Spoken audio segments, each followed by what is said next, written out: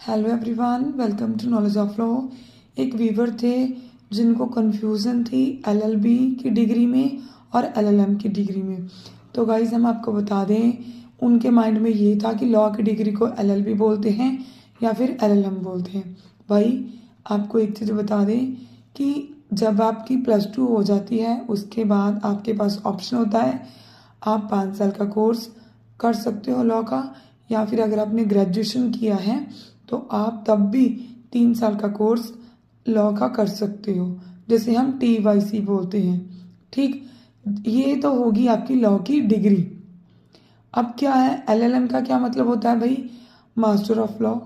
LLM हम तब बोलते हैं जब आप लॉ की फील्ड में, देखो जब आपकी लॉ कंप्लीट होगी, चाहे आपने 5 साल के कोर्स में की है, चाहे आपने 3 साल के कोर्स में की है, 3 ईयर कोर्स लॉ का, तो आपकी लॉ की डिग्री कंप्लीट होगी, वो होगी आपकी एलएलबी।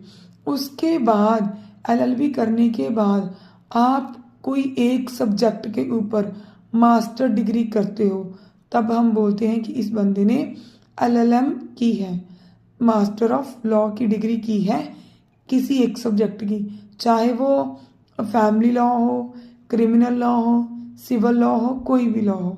ठीक, आई होप सो आपको इजीली अंडरस्टैंडिंग होगी हो। एलएलबी एक अलग डिग्री है, एलएलएम एक अलग डिग्री है। एलएलबी क्या है कि उसमें लॉ के सारे सब्जेक्ट होते हैं, लॉ के पूरी डेफिनेशन कि लॉ क्या है, कौन कौन सा कानून है, सारे के सारे सब्जेक्ट हम लॉ की डिग्री में एलएलबी में पढ़ते हैं। एलएलएम में क्या है, उसमें हम एक सब्जेक्ट के ऊपर उसकी मास्टर डिग्री को करते हैं, किसी एक सब्जेक्ट को चूज करके।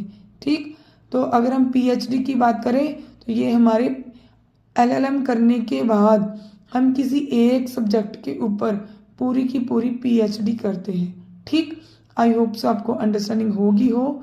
अगर अब भी कोई डाउट है तो प्लीज़ आप हमें नीचे कमेंट में बता सकते हैं। Thanks for watching.